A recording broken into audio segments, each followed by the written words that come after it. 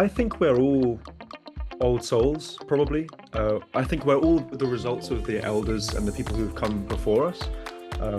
I definitely feel like a 21st century kid, but I also feel like an old soul. And maybe I think some of the magic that I experience as a music lover, as a music listener, comes from people who kind of speak both the language of the old and the language of the new. So for me, a lot of the music I loved as a child is older music, like Beach Boys, you mentioned, but also, the Beatles and Joni Mitchell and Bob Dylan, but even older than that, Stravinsky and Bartok and Bach and all these amazing classical composers too, who are the popular artists of their time. And I really like the challenge of taking those people's languages and making them feel like they're relevant today, which I really think they are. Yeah, that's a lovely question. I didn't think about my audience when I was a child, actually. I didn't really imagine a group of people. I didn't really even imagine sharing that much with the world. When I was really small, I just really wanted to make beautiful things for myself. And I really fell in love with the process of that. And I did a lot of it in this room that I'm speaking to you from right now, which is this little room in London where I learned music and I learned to play as a child. And I started to share things with the world almost as an afterthought. I didn't have like a big goal or like a big strategy for my campaign or something. I just thought, it'd be nice to share this with people. I wonder who's going to like it. I think I've always been drawn to really fearless music. And so I think that some of the first people to engage with the world I was building were people who enjoyed something of the sort of bizarre and also something of the kind of the multi-layered elements of the things I was making. Like there was so much to listen for and so much to listen to. And I think as I've grown, I wondered if at a certain moment like that feeling would change. Like, 'cause I feel about my audience like they're my old friends almost. Just like, oh, you speak the same language as me in music. And the thing I've been really amazed about is in the last 10 years of growing through the music industry that the feeling hasn't changed at all. It's the same feeling, but there's just more people I think who are open in that way. And I'm really excited to be making music right now. Like I think 2025 is the best time, the most important time to be creating anything actually. And I think that the appetite and the spirit of people right now to wake up and to come together and to engage with music that is full of colors is bigger than it's ever been before. And I just feel really proud to be a part of something of that progression as best I can. Yeah, I think the most pervasive expectations that I find myself facing on my own always, because I always have such high expectations for myself creatively, and I can perceive things in my mind that don't exist in the real world. They just exist inside my mind, and I feel a lot of pressure sometimes that if I don't make them come true, then those things won't be in the world. And I really want to put them in the world because it'll be a relief to me, and hopefully will help other people too.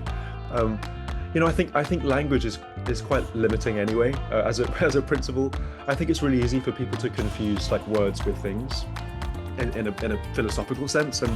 But I think I've kind of understood what people maybe mean when they say, oh, Jacob is so brilliant and Jacob is the best at whatever. It's like, I don't think I'm any different from any other person in the world. I just think I'm playing around and I'm expanding my language. But what I do think is I think I've made certain creative decisions that have put me in a particular position where I feel like it's my duty and my responsibility to make music that feels just as free as possible and as adventurous as possible. And there's no such thing as making something that feels complete. I can't ever do something that's going to kind of say it all. So I think I'm excited to just keep on trying, same as everybody else, to be honest and be and have fun. And from my perspective, I think also to invite people in, because I think that in this day and age we put so much emphasis on the individual. And you think, oh, Jacob is doing this and that or the other or whatever, and like as though I'm doing it by myself. But we're all collaborators in the human race, and we all build things together, and we're all building music together. And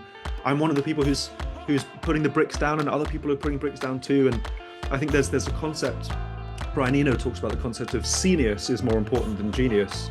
Genius being the kind of intellectual property and magic of a group of people.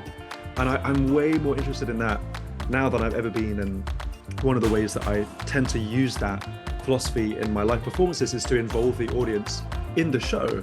And I think that musically it's really, really fun, but I also think that kind of in terms of spiritually almost, I think there's something way more important about the audience feeling like they're the ones who walk away feeling powerful, rather than me walking away feeling like I was powerful, because that feels like what my job can be at its absolute best. Yeah.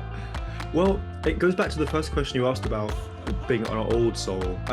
When I think about South America as a musical continent, I think about the deep, deep legacies of music from 50 years ago, 100 years ago.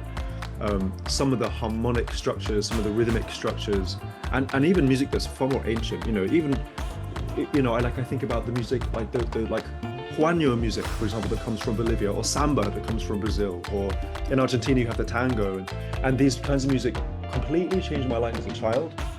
And when I think about taking my music there, that's the intersection I kind of perceive. There is a little bit of reggaeton in the latest album I put out, but not much. I think that, but I do think that there's an attitude to music there that is as deep as in Europe.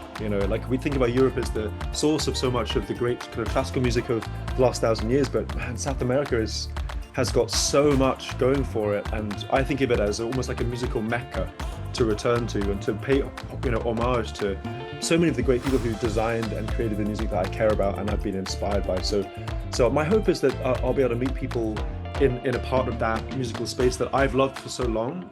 I haven't been there for 6 years, and a lot has happened in those 6 years to me and to them and to all of us, to the world. So I think it's going to be really exciting to see what kind of musical things that they respond to and to incorporate them in that experience.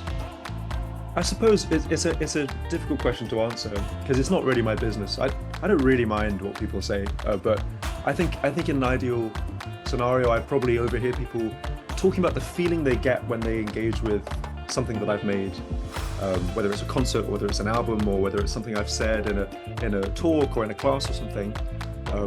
I think if people were saying things like, Jacob gives me permission to be really me, like the real me, that would make me happy. Like sometimes people say things like that to me directly, and I always feel like that's the biggest compliment you could pay me. That if I'm being myself enough that you feel you have permission to be yourself, then everyone's winning. Like this is a good scenario. So, and I love about my audience, I love that they're really discerning. Like I like that different people like different things, even of the things that I've made and different things in the world. It's such a diverse group of people. Like the concerts I put on, there are people from age 5 to age 105. It's such a broad range of people. So I think maybe the best feeling I would have if I was a fly on the wall and listening to people talk about me would be people kind of just having interesting conversations about what they feel is important in music and in life and within each other, and people with differences coming together and finding